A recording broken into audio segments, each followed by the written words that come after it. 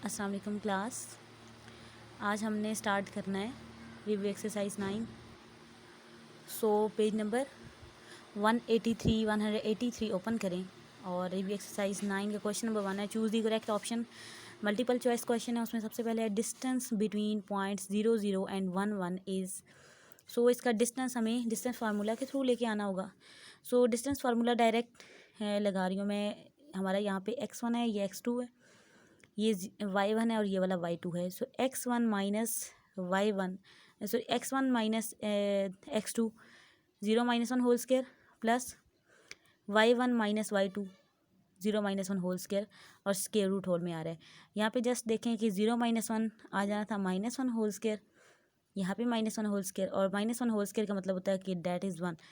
Even power की वजह से अंदर जो नेगेटिव साइन है वो पॉजिटिव हो चुका है और ये वाला सेंटर वाला positive 1 + 1 square root 2। D option is the correct option.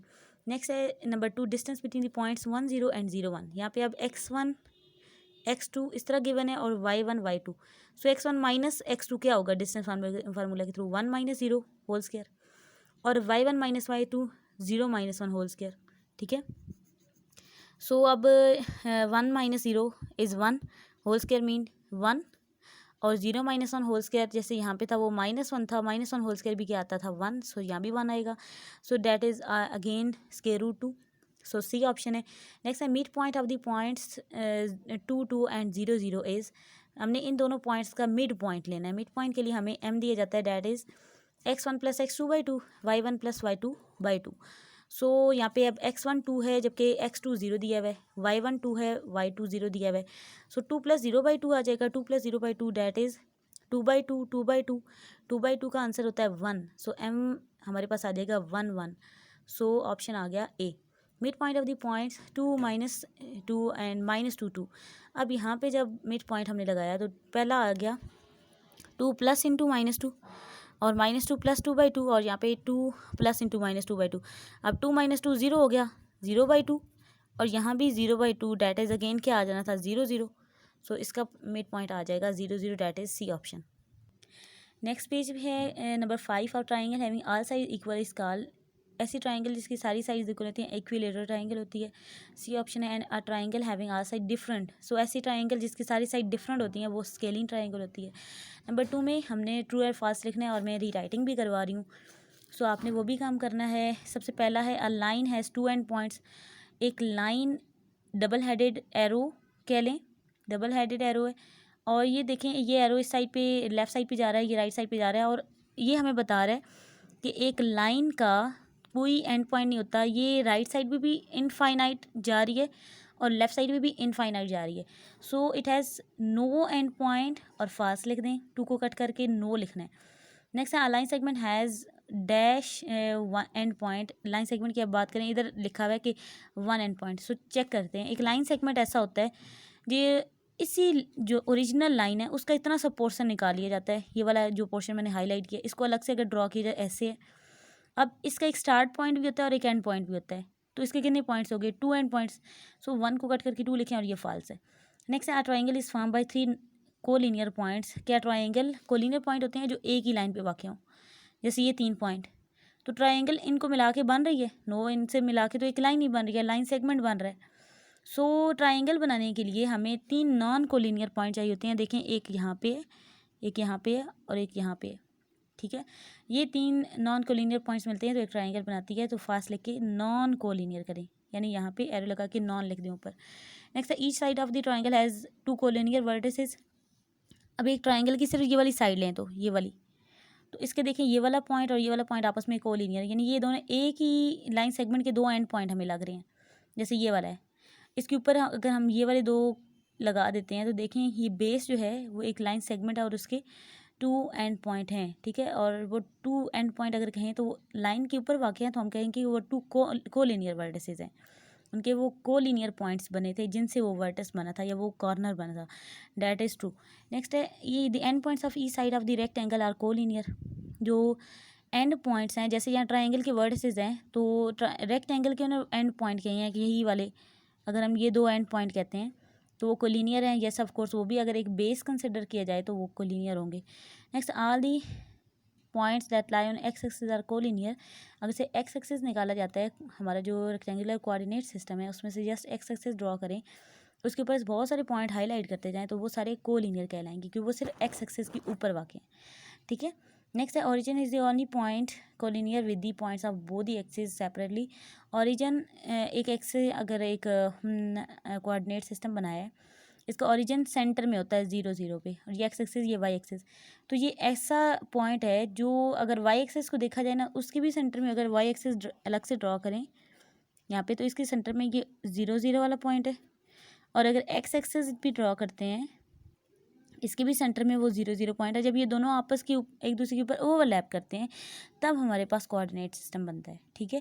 सो हम कह सकते हैं कि origin is the only collinear point, ये कोलिनियर पॉइंट होता है with both the points of both the axis, जो दोनों एक्सिस के पॉइंट्स के साथ होता है कोलिनियर, तो ये ठीक है, वो उन दोनों का कॉमन पॉइंट होता है। ठीक है। नेक्स्ट क्वेश्चन नंबर 3 में हमें डिस्टेंस फार्मूला के थ्रू डिस्टेंस फाइंड करना है इन पॉइंट्स का, और नंबर 4 में मिड पॉइंट फार्मूला से इनके मिड पॉइंट लेके आने हैं, और डी जो आपका क्वेश्चन नंबर 5 है उसमें डेफिनेशंस है और हमने मैक्सिमम इनमें से काम किया हुआ है। ये कॉपी वर्क अभी मैं आपको स्टार्ट करवाती हूँ, उससे पहले समरी में आप ये चीज़ें हाईलाइट कर लें कि जो कोई से दो पॉइंट्स का यानी पी क्यू का अगर डिस्टेंस लेना है डी लेना है, सो हम उसको x1 minus x2 whole square plus y1 minus y2 whole square कर सकते हैं। हमने एक्सरसाइज में जो यूज़ किया था वो इस तरह था, ये पेज नंबर 169 पे फार्मूला था, जहाँ में हमने x2 minus x1 whole square plus y2 minus y1 whole square किया था। ठीक है। लेकिन अभी जो हम रिव्यू एक्सरसाइज में हमने जो फार्मूला मिला है वो इन पोजीशंस को इंटरचेंज किया गया है। अब यहाँ पे x1 पहले है और यहाँ से y1 पहले है, सो इश्यू नहीं होता। एक्चुअली मॉड लगा हुआ है ना, मॉड ये जो हमारा लगा हुआ है इसकी वजह से पॉजिटिव हो जाता है, हमारे नंबर्स पे कोई इफेक्ट नहीं आता, और दूसरा होल स्क्वायर भी है इनके अंदर अलग अलग, उस भी कोई इफेक्ट नहीं आता। तो अगर हम x1 मेन थीम ये होता है, अगर x1 पहले रखना है ना, x1 माइनस x2 करना है, तो ऑब्वियसली हमें दूसरी साइड पे y1 माइनस y2 करना होगा। ये नहीं कि यहाँ पे x1 माइनस x2 करो और अगली साइड पे y2 माइनस y1 करो, नो। अगर x1 यानी पहले पॉइंट के हम दोनों जो पॉइंट्स हैं उसके कोऑर्डिनेट्स हैं वो अगर हम पहले ले रहे हैं, तो हमें सेकंड साइड वाई टाइप में भी उसको पहले वाले को ही लेना होगा, यानी y1 पहले लेना होगा। ठीक है, यानी तरतीब हमें बिल्कुल ठीक रखनी होगी। नेक्स्ट नॉन कोलिनियरिटी के कंसेप्ट्स में हमने 3 साइडेड फिगर्स और 4 साइडेड फिगर्स भी हमने डिस्कस की थी। 3 साइडेड में ट्रायंगल थी और उसकी डिफरेंट टाइप्स थी, 4 साइडेड में हमारा स्क्वायर, रेक्टेंगल और पैरेललोग्राम हमने की थी। Next point P Q R collinear कब होते हैं, जब P Q plus Q R is equal to P R distance हमारे पास मौजूद हो। और 3 पॉइंट्स ट्रायंगल तब बनाते हैं जब कोई सी दो साइड्स का सम जो हमारी साइड होती हैं उनका सम तीसरी साइड से बड़ा हो, और ट्रायंगल उस वक्त नहीं फॉर्म होती जब दो साइड्स का सम छोटा हो जाए तीसरी साइड से, तब ट्रायंगल वो होती ही नहीं है।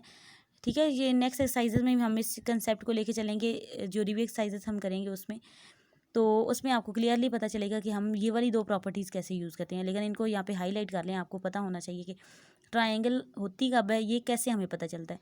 जब कोई सी दो साइड्स का सम तीसरी साइड से बड़ा हो जाए तब एक ट्रायंगल बन जाती है, और अगर कोई सी दो साइड्स का ट्रायंगल की कोई सी दो साइड्स का सम, इन दोनों का सम किया जाए, वो तीसरी से छोटा हो जाए, वो ट्रायंगल बन ही नहीं सकती। हमेशा दो साइड्स का सम तीसरी साइड से बड़ा होना चाहिए, सम उनके एडिशन का आंसर। ठीक है। सो अब क्वेश्चन नंबर 3 और 4 के क्वेश्चंस करते हैं, स्टार्ट करते हैं copy work. So question number 3 है find the distance between the following pair of points, और हमें दोनों डिस्टेंस फार्मूला पहले मैंने आपको लिख के बताए हैं कि हमने जो एक्सरसाइज में यूज़ किया था x2 minus x1 whole square plus y2 minus y1 whole square, और इसका कंप्लीट स्क्वायर रूट था। अभी जो हम रिव्यू एक्सरसाइज में यूज़ करेंगे वो distance is equal to x1 minus x2 whole square plus y1 minus y2। अब देखा आपने फ़र्क, अगर x2 पहले लिखना है तो y2 पहले लिखना होगा, अगर x1 पहले लिखा है तो y1 पहले लिखना होगा ऑब्वियसली। सो हमें जो पॉइंट हमें गिवन है पहले, उसके पहले के जो कोऑर्डिनेट्स दिए हैं वो 6 3, इसमें x1 y1 है और 3 माइनस 3 x2 y2 हैं। सो डिस्टेंस फार्मूला जो यूज़ हम करेंगे x1 minus 1 x2 whole square plus y1 minus y2 whole square, x1 6 minus 3 whole square और x2 3 था, y1 3 और y2 माइनस 3, तो 3 minus into minus 3 whole square, यहाँ पे माइनस माइनस प्लस हो गया और 6 माइनस 3 3 आ गया होल स्क्वायर, यहाँ पे 9 आ गया प्लस 6 3 प्लस 3 6 होल स्क्वायर। सो 9 प्लस 36 45, और 45 को हम लिख सकते हैं 9 मल्टीप्लाई 5 डैट इज़ 9 का स्क्वायर रूट पॉसिबल है, तो 3 स्क्वायर रूट 5 हमारा आंसर होगा फाइनल। सो नेक्स्ट जो 2 पार्ट्स हैं वो आपके होमवर्क में है, आपने खुद करना है। अगर आपको इसमें कन्फ्यूजन होगी तो मेरे से पूछ लेना आपने। क्वेश्चन नंबर 4 है, find the mid point between the following pair of point. अब मिड पॉइंट हमने लगाना है, लिखना है। अब यहाँ पे हमें पॉइंट्स के नेम नहीं पता कि ये ए पॉइंट था, ये बी था, नहीं पता हमें। जस्ट हमने हाईलाइट कर लिया x1 x2 के हवाले से इनको, क्योंकि नेम नहीं दिए हुए। मैं कहती हूँ ये x1 है, ये y1 है, ये x2 y2 है, तो मिड पॉइंट इसका क्या होगा, x1 plus x2/2, y1 plus y2/2।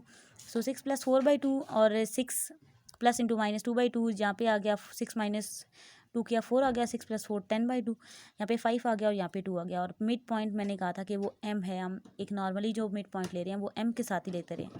सो इसके भी नेक्स्ट 2 पार्ट्स जो हैं वो आपने खुद सॉल्व करने हैं, और अगर इसमें कोई कन्फ्यूजन हो तो वो भी आपने वैसे डिस्कस कर लेना है।